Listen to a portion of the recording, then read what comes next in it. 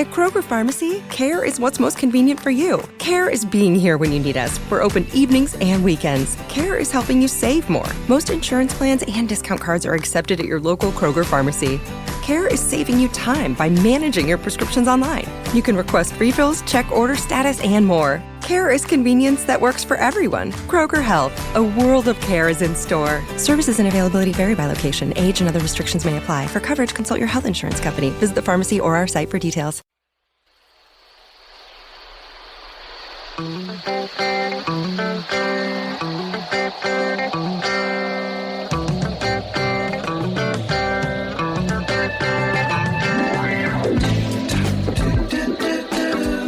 You're in a good place now. Relax, breathe, smile. You've entered into your element, the home of origin, the home of intelligence and beauty, where relevant topics are discussed, where what you think counts, and where superior is the norm. You are listening to Perspectives with Ashley Berges. Welcome back to Perspectives, and I'm your host, Ashley Berges. On tonight's show, we're discussing opportunity, what it is and how to seize it. When it comes to opportunity, do you follow up? Do you seize the day, or do you wait and let it pass you by?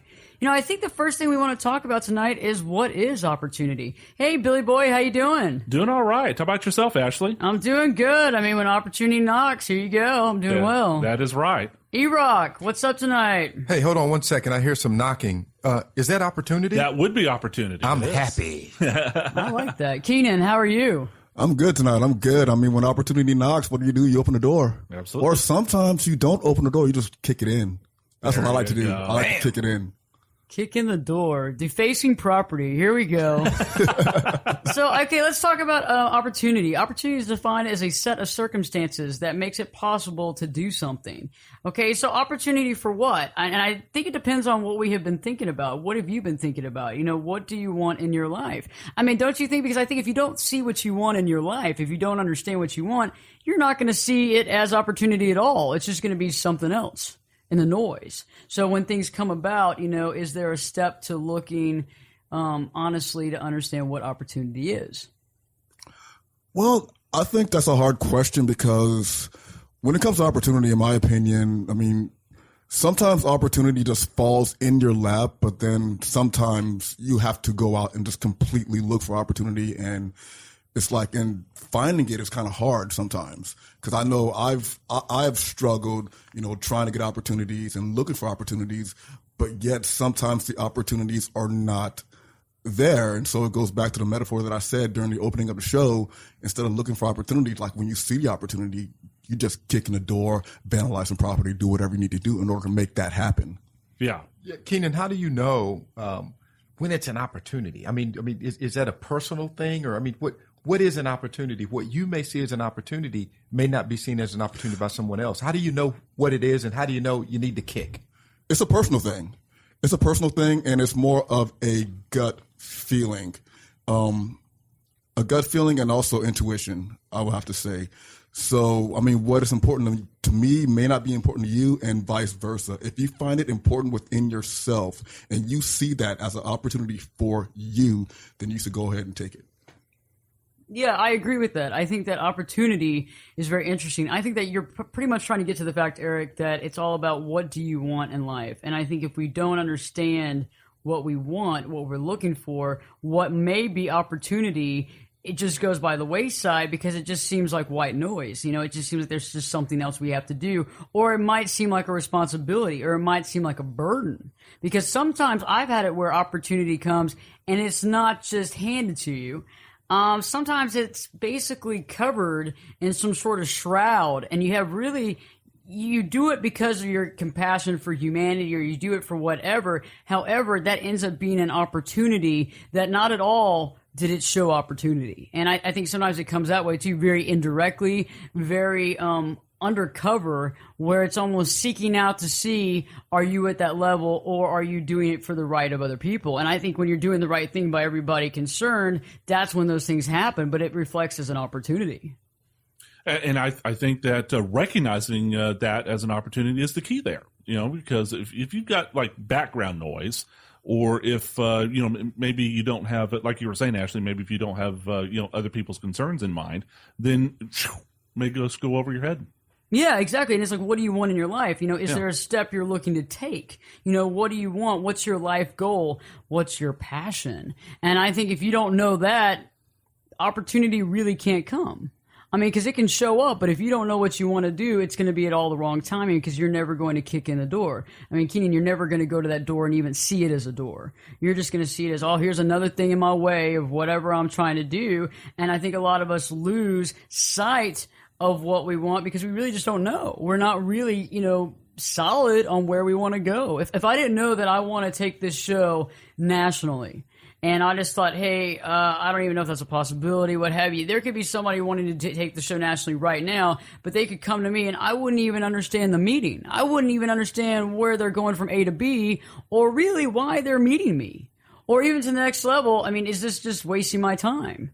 And I think sometimes people say, well, it didn't happen, it wasn't meant to be. But was it more of that or was it more of the timing and what your stated purpose was? And I think that's important because once we understand purpose, I think opportunity can come.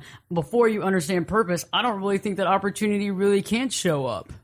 I just don't think it can happen. I think that puts it in great context. You got to start with purpose because, again, if you're not in tune, if you don't have, to some degree, a strategy or goals, then you're kind of meandering. And so I think once you start with that purpose, then you have the potential to recognize it when you see it. Is that, I mean, Keenan, are you vibing with that a little bit? Yes, I am vibing with that. The thing is, when it comes to it all comes to the mental state, and what's going on at that very moment in time, in that person's life. Because if, like Bill said, if there's a lot of background noise going on during that time, a person might have, they might see the purpose. They might have goals, and the thing is, their mind is being cluttered with other things, with all these other, things that are going on in their heads. And so when the opportunity comes, when it comes knocking on the door, they just don't see it. And so it's like, because it gets lost in the background. Exactly. Yeah. I mean, the judgment is clouded. It's very much so clouded. Well, I agree. I can understand that because I think life is a lot. We all get a little overwhelmed by things in our life, whether it's all the responsibilities we have, whether it's the process of, okay, I have to do this in order to make money, in order to provide. I have these issues as well. Also, I have a commitment to community, or I have a commitment to whatever it is that I have a commitment to. And so you have all these responsibilities, you have all these things going. And I think opportunity can come in the forms of various things. So it doesn't always have to be about a job or a career. It could be opportunities for friendships, relationship, for lasting relationships, to understand things that we haven't understood before, to be given knowledge that we haven't gotten before. And I think that's key to understand the universe, to understand ourselves, because I think everything is within us. We are everything. And so I think the biggest thing is learning how to seize those opportunities. We're going to talk about that just in a minute. But let's talk about, before we get there, the concept of understanding that opportunity is really in the eye of the beholder. And I think that's blanketed across every single thing we do in life. It's in the view, how we see it, it's in the beholder. So like they say, what is it? Treasure versus trash. Trash is another man. Yeah, one man's trash is another person's treasure. Yeah. And it's true. And I think that sometimes an opportunity that we might not see as an opportunity is a direct opportunity for somebody else. But that also makes a statement in the fact, is that the direction you were wanting to go? And because I don't think there's a lot of just chances. I think that we are given options and consistently giving those options. And if we choose to take it, we take it. Kind of like what Yogi Berra used to say: when you come to the fork in the road, take it. Did he used to say that? Yeah. Oh, yeah, I didn't know that. I hear a lot of those crazy things, but actually, I like that. I think that point, doesn't it tie into your first point too? I mean, you have to know yourself and know your goals and know what you want, and then when the opportunities come your way, then you can recognize it for what it is, and you can seize it. For sure. So how do we do that? I guess let's talk about that. How do you get to know what you want? And I think that's by honestly having some sort of, self idea of what it is that you want in your life. I mean, can you sit there and honestly, decide writing out? I think some people don't know their purpose. And I know that Eric and I were talking about this right before the show. Some people don't know their purpose. And in order to find your purpose, you might have to do some soul searching. You might have to do some meditation. You might have to do some seeking of what it is that you want. And I think once you figure out purpose, I think it comes to you, like an 18-wheeler barreling at you once you find it. but it might take a little investigation to know, because a lot of times people are good at a lot of things. You know, you might be good, Keenan might be good at radio, TV stuff, at theater, at this, at that, but what is it that you love the most, and what is it that you excel the most at? And I think that's purpose. And you know, coupled with the fact of what you want to do for society or humanity, coupled within that, I think that declares purpose. And I think that gives you a clear action instead of going all over the place saying, okay, I want to do all this and then not getting any of it done. He excels at being Keenan. That's what he excels at. Yeah, a job in and of itself. That's right. Yeah, I'm pretty much more of a generalist than I am a specialist. So A generalist. but you know, that's a reflection of knowledge of self. Knowledge of self. Yes, it is. You're comfortable with that. That's who you are, and that's the lens through which you define opportunity, I would imagine. Correct? Yes. It truly is. I mean, because, well, the way I see it, I mean, like, you know, you have people that are specialists, and the thing is, in this society, you know, we're taught that, you know, you need to specialize in, you know, this, that, and the third, you know, but the way I see it, I mean, like, what's wrong with being a jack of all trades and master of none? Liberal arts in the house, baby. Liberal arts in the house. Yeah. Whoop, whoop. Whoop, whoop. I like that. So, hey, when we return, we're going to talk about how to seize the opportunities, how to find those, how to seize them, how to make them happen. So stay tuned, because Perspectives with your host, Ashley Berges, will be back in 2 shakes.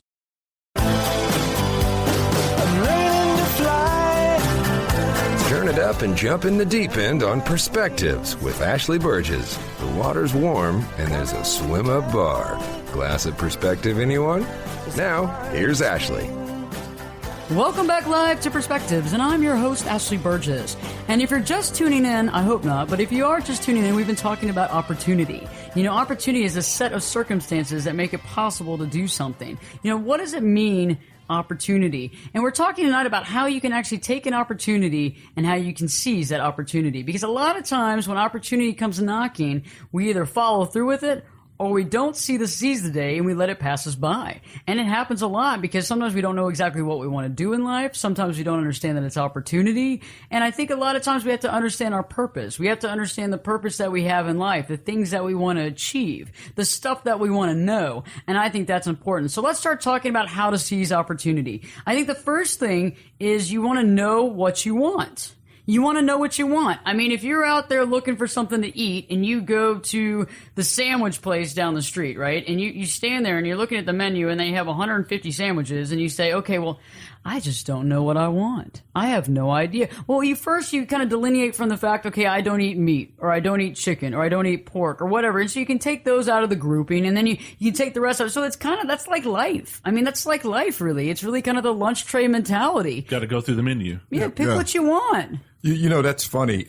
As you guys know, I started my career in advertising. And, you know, when you're out of college, you know, you're kind of in a gray area. You don't really know what you want to do, or you're kind of meandering around. And I remember watching a movie called Boomerang. And I saw that's a great movie. Eddie Murphy. It's an awesome movie. And I saw the Eddie Murphy character. And I've always been good at writing and understanding creativity and strategy. And I saw that movie and I instantly knew what I wanted to be. I wanted to be Eddie Murphy. And he just so happened to work at an advertising agency. And so, interestingly enough, my pursuits from that point forward were researching advertising. And out of the blue, I got a call one day and it said, hey, we've got a position for you at an advertising agency. And so, wow, I'm like, hey, that's an opportunity. Okay. And that's an opportunity in alignment with my vision for myself. And I stepped through it. And I've been in the industry for 20 years almost. But I saw the opportunity. I was inspired by something I saw, and it worked out. Well, yeah. And sometimes it takes a while to see exactly what that opportunity is. For example, in my life, I mean, I spent, 6 years in the Air Force, and then 9/11 happened, and then next thing you know, I'm being deployed out, and I'm fighting a war. I get out, I come back to Dallas, and my grandfather is dying of cancer, so I'm taking care of him, and then he passes away. Okay, now what do I do? So I'm sitting around, I'm like, oh, well, what do I want to do? I don't know. So I decided to go to college. I'm like, I'm going to go to college. And when I went to college, I had no idea what I was going to do. I'm like, I'm going to knock out these basics. Well, prior to going to college, I broke up with my girlfriend. And that was like this really heartbreaking thing, especially coming back from the war, you know, and like a lot of other stuff happened. So I see this thing called, you know, the drama club. Yeah. The drama club. How about if I get involved in that? Just to see Just what we did. exactly. Just to see you know, what I had no idea what was going to happen. So I got involved in that, and I remember I auditioned for a show, my first audition ever, and I didn't get the part. I didn't get it. But the director said, "Hey, do you want to be stage manager?" Sure, I'll be stage manager. And even though during the time I had no idea what a stage manager was, did, or any of that, I'm like, I have no clue. But you know what? I mean, coming from the military, I mean, it's not unusual to be in unusual situations. It's a regular thing in the military. And you know, the interesting thing about it is that, you know, as I hear that, Keenan, everything that you did prepared you for that. Think about it. Yeah. That's actually a really great way to think. That's a really you're right. Yeah, you're right. Think about it. And it was like maybe a week into rehearsal, I'm being a stage manager and everything like that. And next thing, well, I was assistant stage manager actually, and then an actor dropped out.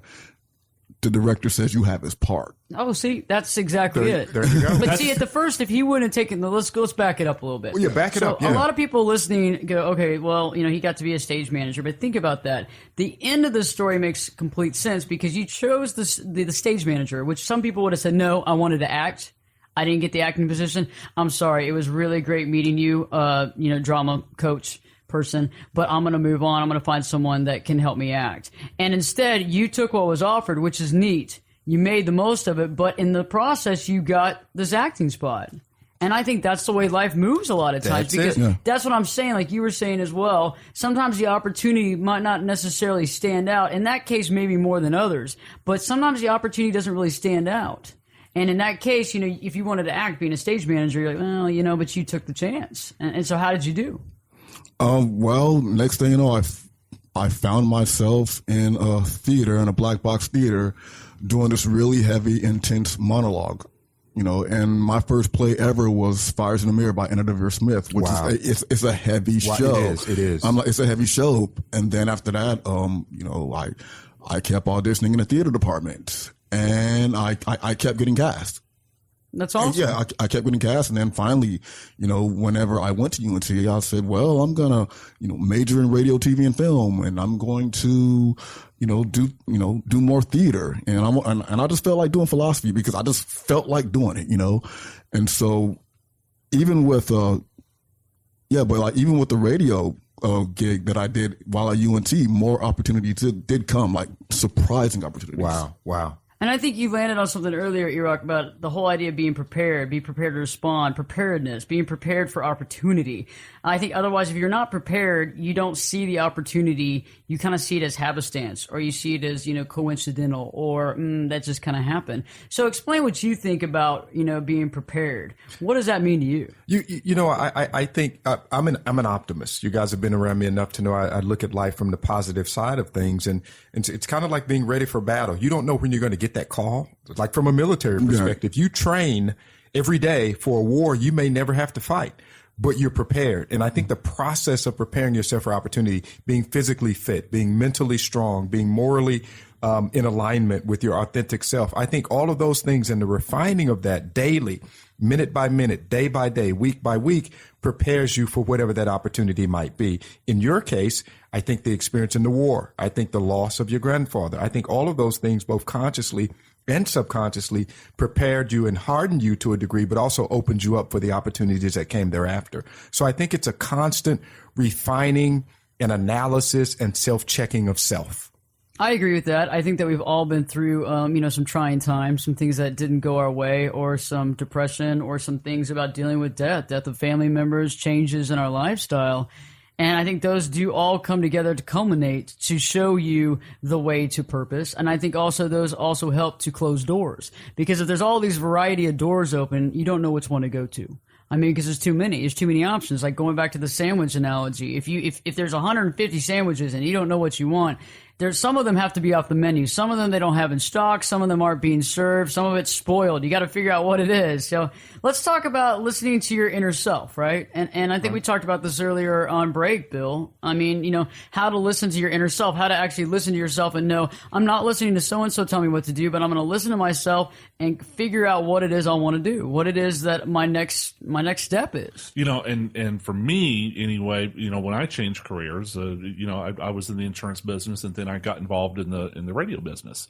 That was the key step, was figuring out what it was that I wanted to do. And I can actually remember this. I took a vacation, a 1-week vacation, and I didn't go anywhere. I just stayed, you know, in my house. Staycation. Yeah, staycation. And that's all I did for that week is like, look, I am miserable. Something's got to give here. I can't go on like this, you know. And so I just spent the whole week, you know what do I see myself do? Even if it was pie in the sky. You know? How did you do? Did you write things down? Yeah. Did you create some sort of like montage, or what did you do? Yeah, I mean, just wrote things down, just jotted down ideas as they came, talked to trusted friends, you know, family. You know, Which is a function of preparedness. Who know me better than I know myself. Yeah, you know, sure. and you know, who were willing to hold up the mirror even if I didn't like what I saw. So after 6-7 days, you figured out that you didn't want to continue down this path. Didn't want to continue down the path. But so then you figured that out. Yeah. Okay. Of course, the next step then is, okay, if I don't want to continue on this path, which one do I want to go down? And that took about a few more months of kind of self-introspection. Here's something that'll make you laugh, Ash. I don't know if I actually told you this story or not. Oh, here we go.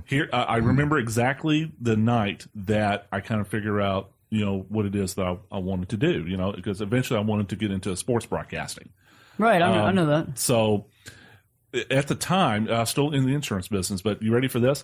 This is kind of a hobby of mine, but I was actually a ring announcer for a local professional wrestling. No, oh yeah, that's right. You told me about that. I did tell you that. Gentlemen. You did tell me that. You know, now coming to the ring, weighing 250 pounds from parts unknown. Kevin Von Erich. Yeah, you know. Was this legal wrestling? Yeah, or? it was legal. Okay, you know? I mean, that's awesome. Yeah, and I remember the night somebody from the local sports station came by to check out the show and you know, interview people and, you know, to do a story or whatever. And I had never met him before, and we just got to talking and said, you know, I mean, that's cool that you're a producer for the sports station because I want to get into sports broadcast. Oh, really? Well, I'll tell you what. Let me get your number, and you know, because you got a great voice, and if there's something that comes up, then maybe I'll give you a holler. 6 months later, I didn't hear from him for 6 months actually. And then I heard back from him. I'll tell you that story. But that's how I got into it. 6 months. Wow. Okay. 6 months. Opportunity knocks. Nice. So stay tuned because we're going to talk more about how to seize opportunity, how to find your opportunity, and how to make it happen for you. So Perspectives with your host Ashley Berges. We'll be back in 2 shakes.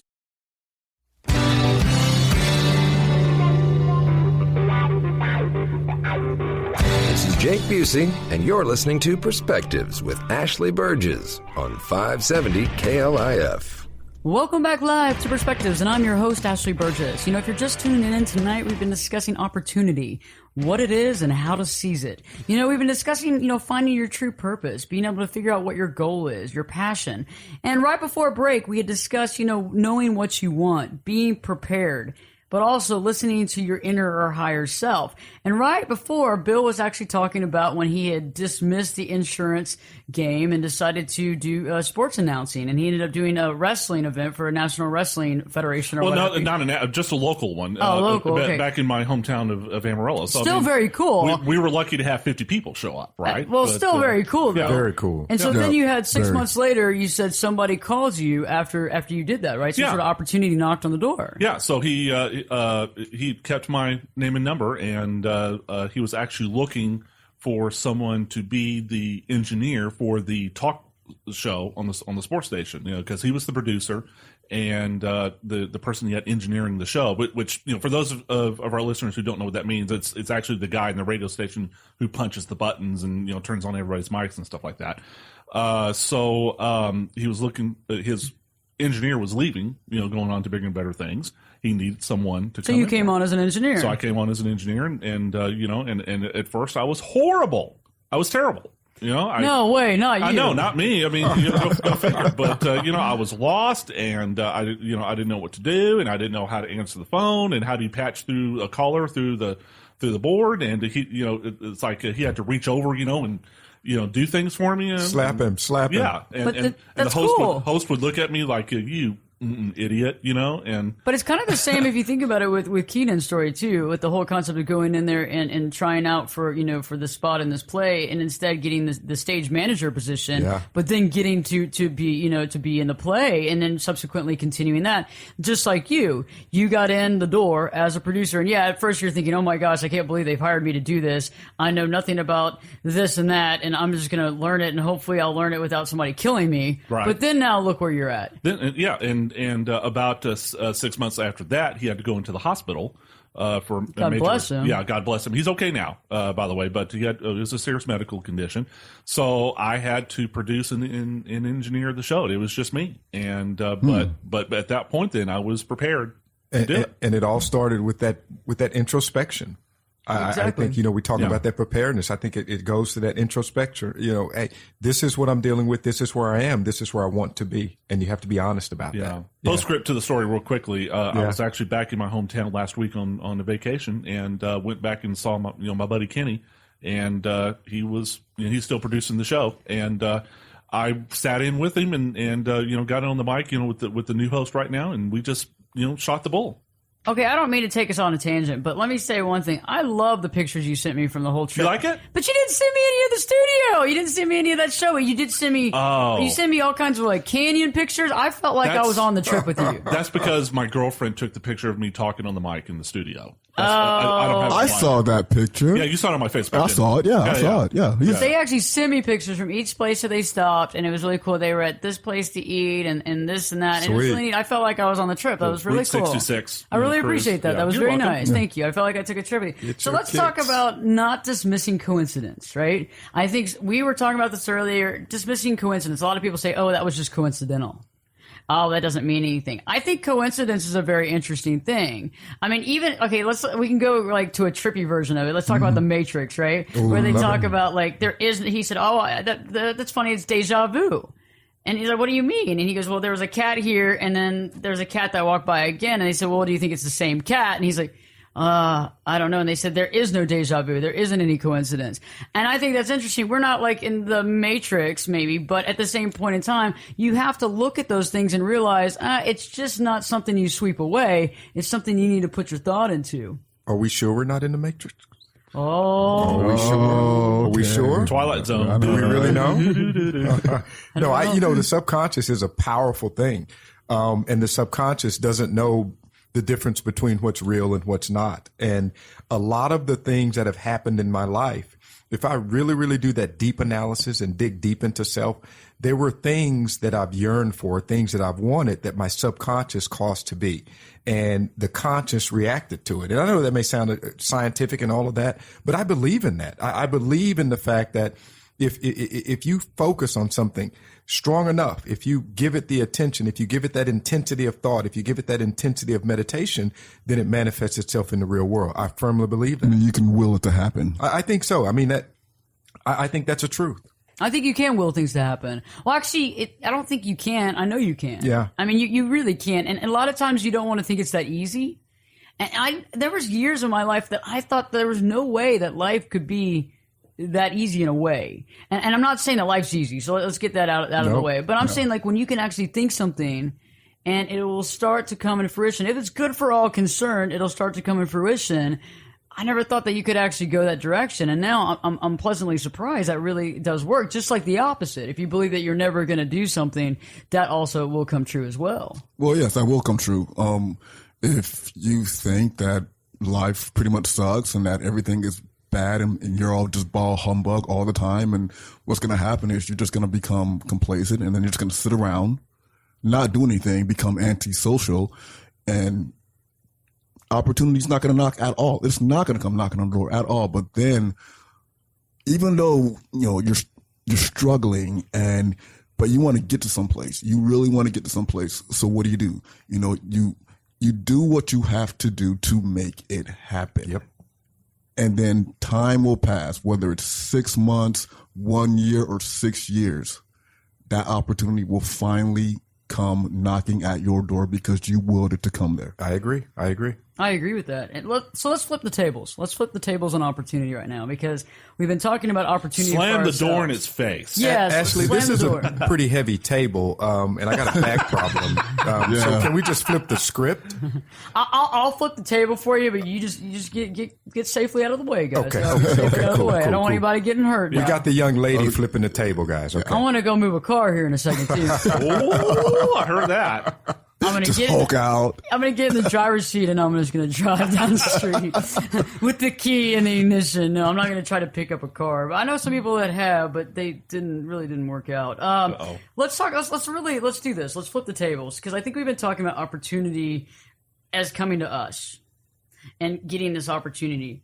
But we have to realize one thing: we offer others opportunity. Okay, so it's not all about us getting the opportunities. We offer other people opportunities for them. And the way we do this, right? I mean, think about it, is I think a lot of people confide in us.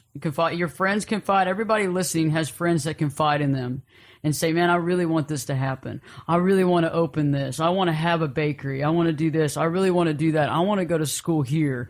I want to, whatever it is, I want a job there. I'll do this, that. When you compute all these concepts in your head on a daily basis, it's amazing. If you actually remember and you take note and you think about it and you honestly think about that, you will find a connection for that person to push them forward and propel them to that opportunity. I mean, whether it's somebody wants to go and get their graduate degree somewhere, but they don't think they can get in, and you happen to know the dean of admissions. Okay, that's kind of a connection. Or somebody wants to get a job wherever, and you know the people that are the hiring HR position. I mean, you're not getting them the job, but you're putting them in contact with the person directly where they can get a job from. Ashley, my buddy Kenny that I mentioned earlier, something he said to me when I first started that has really stuck with me. It's not who you know, it's who knows you. That's the key to it. I mean, you can know a lot of people, but what if they don't know you? That's interesting. And so, so for example, just like what you were saying, there was somebody who wanted to work up at the radio station that I currently work at. How do I do it? Okay, well, let me put you in touch with, and you help them out. And then it's up to you, whether or not you get hired or not. Yeah. But I was the one to say, hey, here's the person you want to talk to. I'll put in good work for you. I tell people this all the time. I say, I'm not going to walk you over the threshold of the door. I'm also not going to open the door for you. But what I am going to do is I'm going to show you where the door is. I'm going to hand you the key, okay? And I'm going to show you exactly how to walk to the door and how to get there. All you have to do is open it up.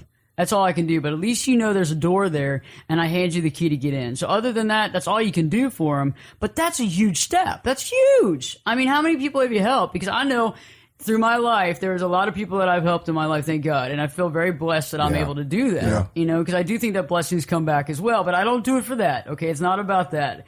But it is about if I can help somebody, because it's interesting. Every day I hear somebody say something, and I hear somebody like right before that, a few weeks before, talking about it.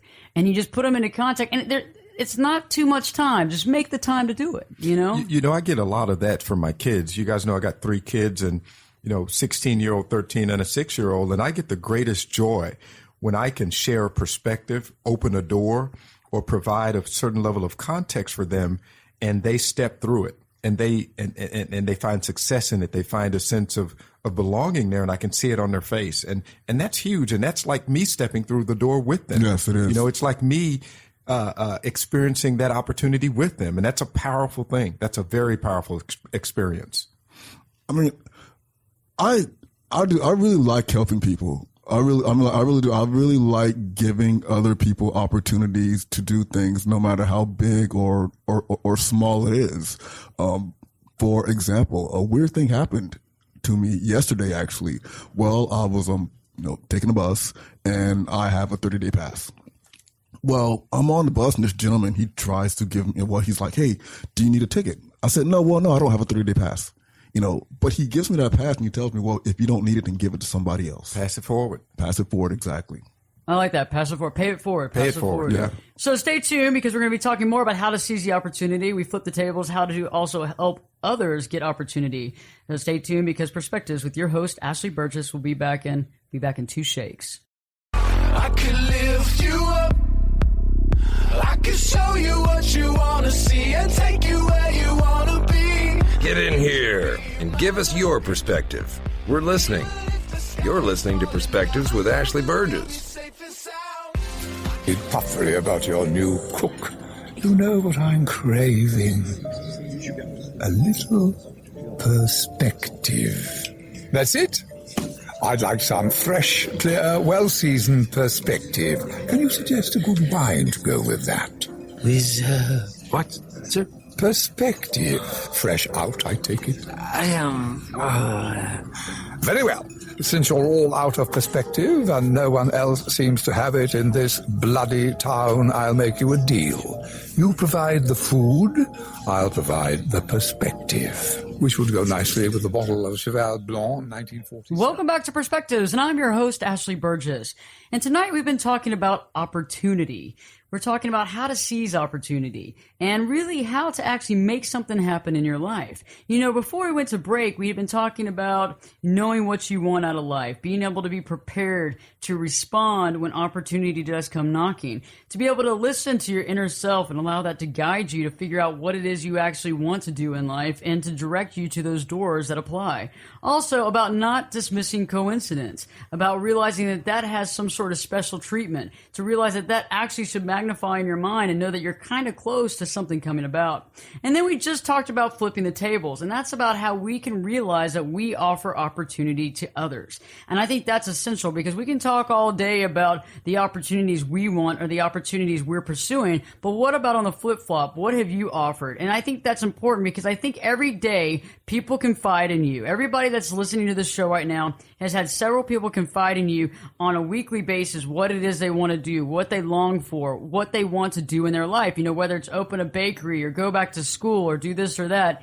And it's funny how we all come into connection with other people that can help provide that opportunity. And like we were talking before break, it's not that we're actually walking them over, opening the door and walking them over, you know, through the door and closing the door behind them. We're actually showing them the door, handing them the key, and letting people do what they want. And I think that's important because you can help other people prosper, but you're not making them do something. One of the things a philosophy or point of view I grasped onto early on in my life was that we're social beings, we're social humans, but we're also interconnected. And there's something in that interconnectedness, I think. And so, yes, I mean, good things happen. We step through the door for opportunity for ourselves. But, you know, as Keenan and I were talking earlier, there's something profoundly fulfilling when you can help others step through that door as well.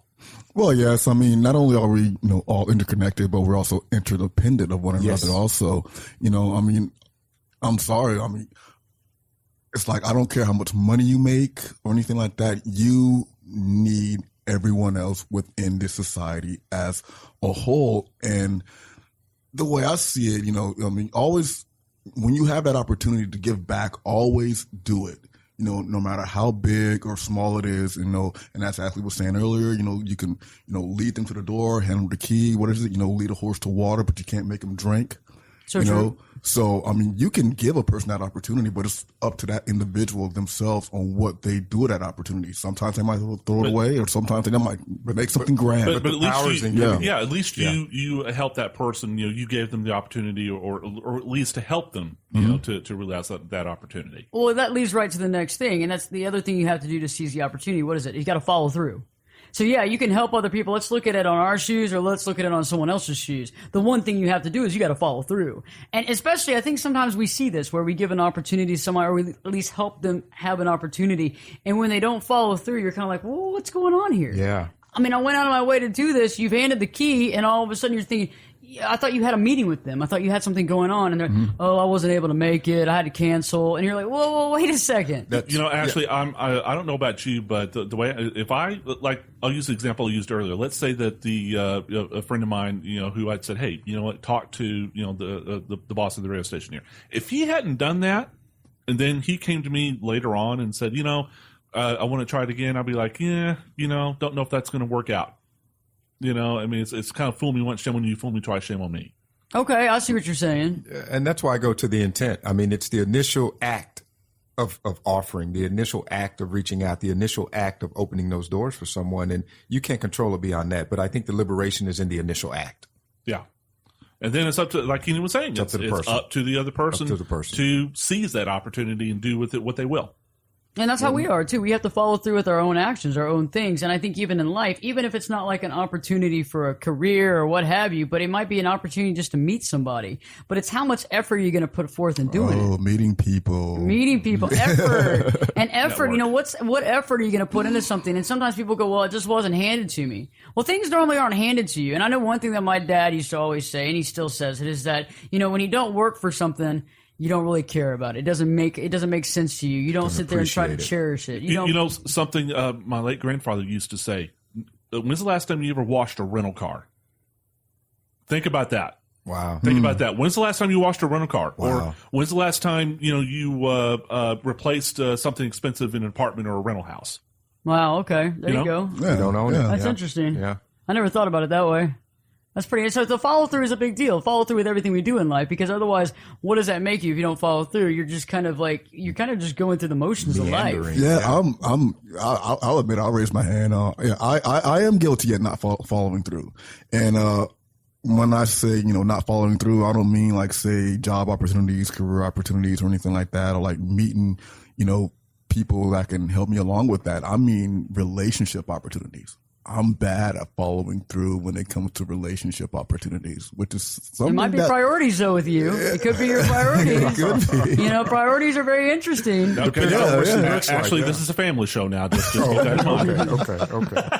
Family show. Sorry. Yes, it is a family show. I was digressing over here as well, Billy. Sorry.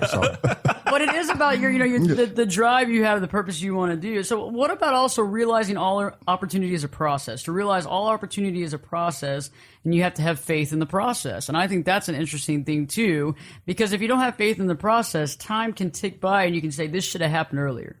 This should have happened a year ago. That's me. You know me. I mean, the perfectionist I am, also impatient. Then if I don't think I'm going to hit the home run every time I go up to the plate, then I'm just not going to go up to the plate. And that's something I really have to fight myself for. We're working on that. Yes. My thing, again, I go back to one of my selves, which is the athletic self. And I enjoyed the process because I knew if you put in the work in the process, if you had good intent, if you came from an authentic place, if you put in the blood, sweat, and tears, the outcome is pretty much predetermined for the most part. So the process dictates, I think, or the investment in the process dictates the outcome or the degree of the outcome. That's me. Well, yeah, I mean, the process is, I have mixed emotions about the process, actually. I used to have mixed emotions about the process, too, but I've gotten over it. It's like I have mixed emotions about it because the thing is, depending on the process, sometimes if it's like, tedious and you're like, being very meticulous about it, it could be very rewarding once that process is done. Yeah. However, during the process, when there is suffering involved, that's the part I don't like. Granted, I mean, like, struggle involves suffering. I mean, they call it the struggle for a reason, pain, right? No yeah, gain, no baby. pain, no gain. Yeah. No gain. K-Dog don't like pain. I'm just saying that particular part of the process. But it hurts so good. I was about to say maybe that's the basis of your relationship problems, but we'll talk about that. Where's the couch? Oh my Lord! Bring out the couch. Some psychoanalysis. But sometimes it is all about the process. And I used to have mixed emotions about the process too. I used to really kind of hate on the process, and now I've become healthy and happy about the process because I realize the process is part of everything. It's part of it. And the one thing that we have to get over in the process is realizing at each level where we are and not just continue to say, well, when I get here, I'll be happy. Yeah. Well, when I get there, I'll be happy, because you're going to be like that runner that's running a race that never ends. It's for your entire life. You'll never stop running, and you don't even know why you're running. Don't even and know. eventually there comes one day when you say, oh my gosh, I've created all this, and I never once was happy with it. I always needed more. And I do believe that drive is very important. I do believe that drive is, but it's also within moderation. How much drive versus how much actual, okay, I'm happy with this. I feel good about this. Look how far I've come. And I think we've all had a really interesting conversation tonight. I think that we've all dealt with finding opportunity. And I think, I don't know about y'all, but when it comes to opportunity, you have to follow it up. You have to seize it. You can't wait. You can't let it pass you by. And, if it's Keenan, Eric, Bill, or I discussing it, it's all within you. It's what you have. It's what you do. It's what you make. It's what you create. And that's so important, because it's all about you. And you have to be happy with you. And hopefully your happiness is internalized, but these also allow for your happiness. So the next time the door opens or somebody hands you a key, take it. Bust through it. Take it. Bust through it, as Keenan says. Yeah, kicking the door. So we hope for a good night, and we'll be back next week with the most amazing show as well. So stay tuned, because Perspectives with your host, Ashley Berges, we'll be back in 3 shakes.